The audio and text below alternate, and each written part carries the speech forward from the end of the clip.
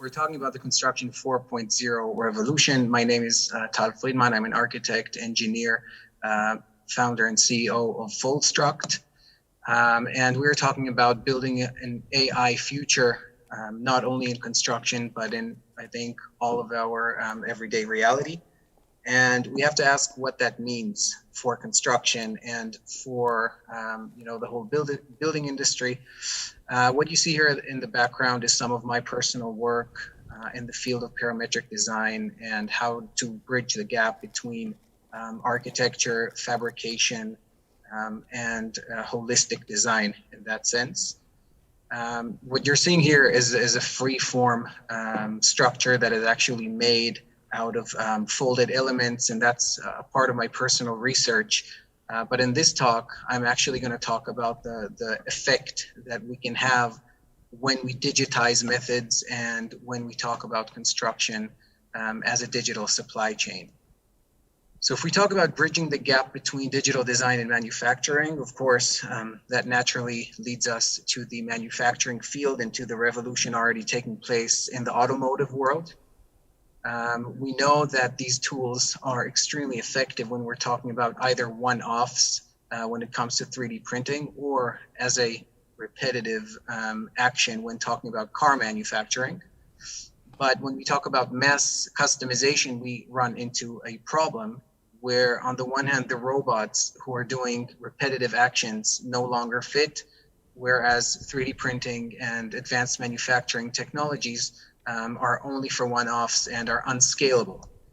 So basically, when we look at a building, we're looking at its components. And we have to understand that although we look at architecture as a field of almost art, in a sense, it is a very pragmatic field. And today's buildings are comprised of 99% repetitive elements, shelf products. And yet when we design, we start from scratch every time. And we're basically creating the same details over and over again. And Einstein said something about doing something over and over again and expecting different results. And I think that this is exactly where the digital age comes into play and where we could create a new kind of built environment using these tools. If we look at the automotive world in 1921 and in 2021, we'll see that the product has gone from a kind of shelf product design with manual labor to cars that are faster, greener, and cheaper, much, much cheaper in that sense. And yet we're still living in the age of just hire a architect. And I'm not only talking about the architect, talking about the complete supply chain. We have something which is called the ping-pong effect, where we design from scratch. So we have to create back and forth loops. And an average building takes about 2 years to plan. Although in the end, we will kind of get a box, right? So this is something that is a little bit counterintuitive because we think they're all alike, but there's so much complexity inside it. And you can see this graph here showing the tremendous amount of effort and cost between customization and time cost. So a little bit of customization, a lot of extra cost. And when we talk about the new age of construction, customization is the name of the game. So the solution that I developed over the last couple of years is called Foldstruct. And it is basically a mix between a design firm and the development of those tools. And right now we are developing a parametric methodology, which talks about a unified platform for architects, engineers, developers, suppliers, fabricators, and contractors to view the building as a unified product, if you will. And in that process, we work on optimizing the product for cost, for energy, for design. We embed the systems within the initial design, so we're no longer designing it from scratch. And this is very important when we want to move on to the next level. So 3 million architects and engineers are looking for tools to create better buildings. Ultimately, we see that the market is following that trend with tremendous investments from the AEC firms, investing hundreds of millions and billions of dollars in software that will take into account the whole process and not just design or engineering. because if we don't have the tendering process and the cost estimates within our initial design, we are basically setting ourselves up for a trap, which will not allow us to reach our goals. What are our goals? I think this is one of the most important slides, because when we talk about building faster and faster and quicker, we have to ask what we are trying to build and why we're doing it and what the market wants in the end. When everybody's talking about trying to be cheaper, I say it's not about being cheap, it's about being cost effective.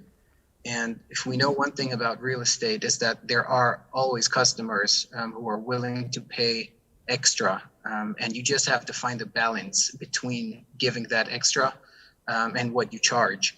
So if you look at the buildings, the most sought after buildings, let's say we're talking about a global demand for advanced building envelopes, and of course it's not only the envelope, and cities that mark a new age in construction. Iconic sustainable buildings are sold at 10 to 35% above the market price. There are a lot of Dutch people here in the audience, so you probably know this building on the left side. And the market is proving to, I call it vote with their feet. People are looking for added value to their house, to their office, to their city. And if we can supply this kind of architecture for more mainstream prices, then I think that's the way the market is going to go. And with today's tools, we are actually able to reach those at a very, very minimal cost when compared to the buildings built in the last 10 years because of this type of digital optimization that we have.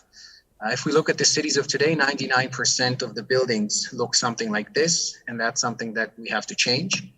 And in order to build a building like this, of course, when we go into the detail, we see it's completely unfeasible.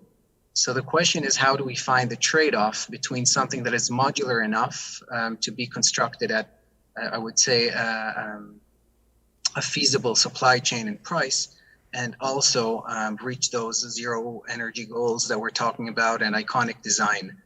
So modular systems is one of the ways to reach it on the manufacturing level. But then we also have the challenge of design, because if we have something that is modular, we're setting ourselves up for a modular assembly. And we know these kind of communist blocks. So we have to ask that question, and I'm going to show you some examples in the short time that we have, how we solve it. So this is a project and planning process which also deals with modular elements. In this case, they're wooden and they're stacked one on top of the other. So on the one hand, we're getting kind of this unique type of architecture, but on the other hand, it's made out of modular elements, matching criteria of sustainable construction.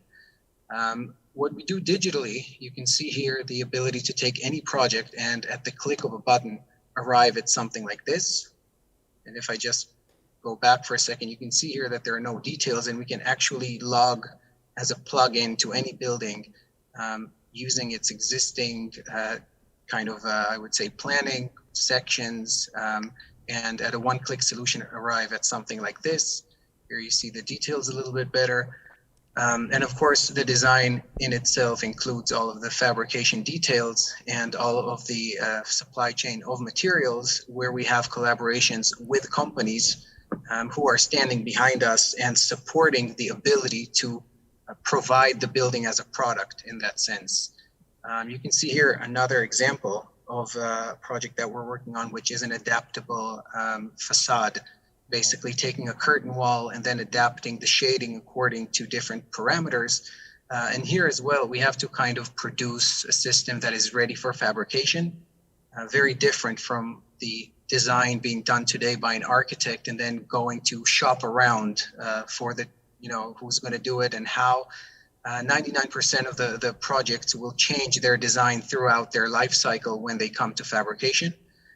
And we try to bridge that gap by providing these parametric systems to begin with. Here is another example of a green neighborhood that we're designing, where the idea here was to create a breathing facade with green elements on top of that, and provide a family that would kind of be adaptable to any building. As you can see here, this is adaptable to many, many types of buildings. And ultimately, when we look at the ability to create this parametric approach, we're talking about saving 30 to 50% of the planning cost, decrease CO2 emissions, reduce time and errors, increase performance, and for our sake, increase real estate ROI by 10 to 25%, which actually means sometimes tripling an actual ROI on a building. And I think this is the important thing here. If I should just, talk about the input and the output, we don't have to go through this kind of via Dolorosa of design when we want to make something which is out of the box. If we have pre-made design, we can go from an input like you see here on the top to an output like you see here, also in the back.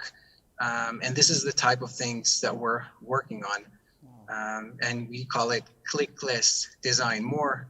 And you can see here some examples of what rationalization can do and how we can take all these informations of things we design on the way, use AI to stack them up, and create a parametric workflow going from design to reality. And you can see here the actual details, right? From a very, very basic model, you go to a completely assembled, fabricated model.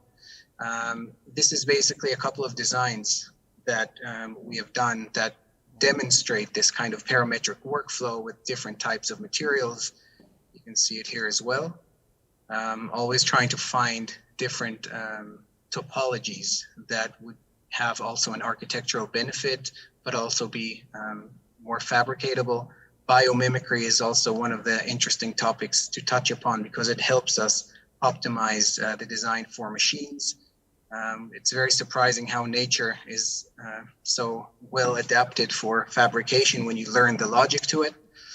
And that's basically all the time we have today. So I want to thank you very much. And if you have interesting projects, reach out. We're always interested in talking. Wow, Tal, that is really amazing. Unbelievable. Wow. So the future of digital building, it is bringing all the elements together, like the architecture, the construction phase, everything is coming together because otherwise you cannot do it. Exactly. You said it, exactly on I think, in one sentence. It's bringing everything together. And even as an architect, I have to say the profession of architecture is going to change.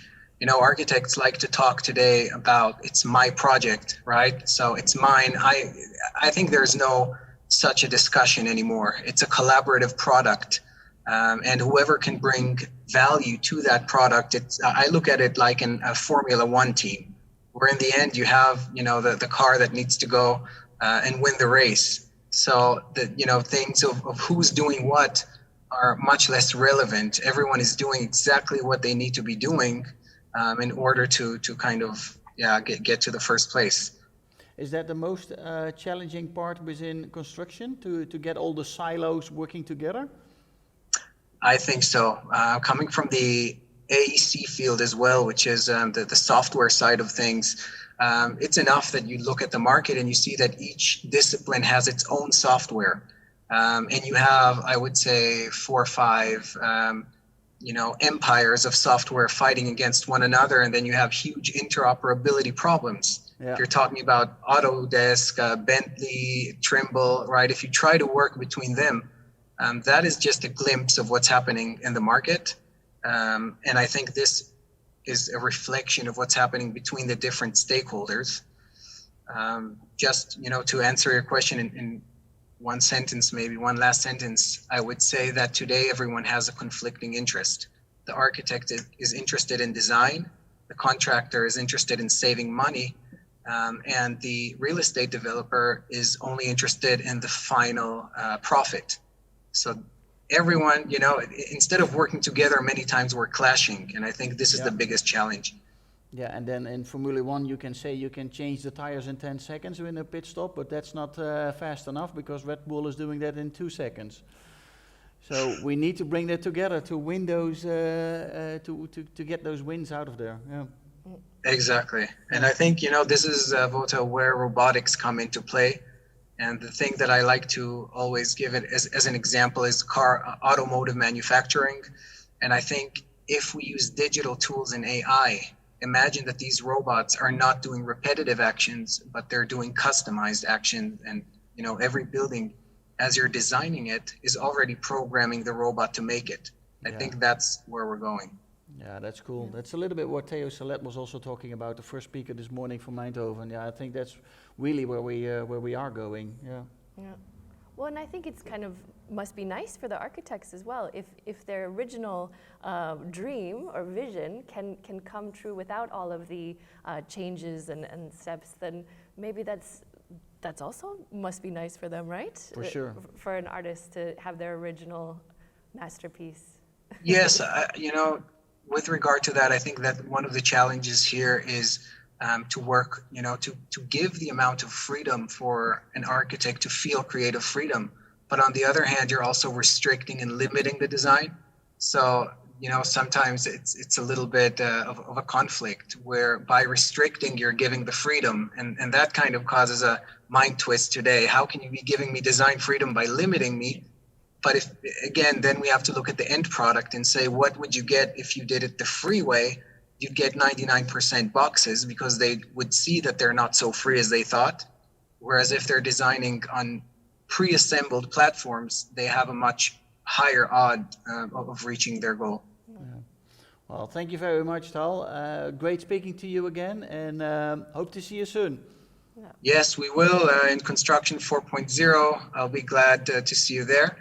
Thank you so much for having me, and I'm gonna, of course, keep watching. So thank you very much. Cool. When is Construction 4.0? It's on the 12th and 13th of July. It'll be aired online by the Contech organization, of course, working with Holland PropTech. It's going to be a blast, and I'm really glad to see the continuation of the process in so many different levels. For sure. Wherever we can help, we will. So see you then. Thank you very much. Bye-bye. Enjoy your day. Everyone. Bye.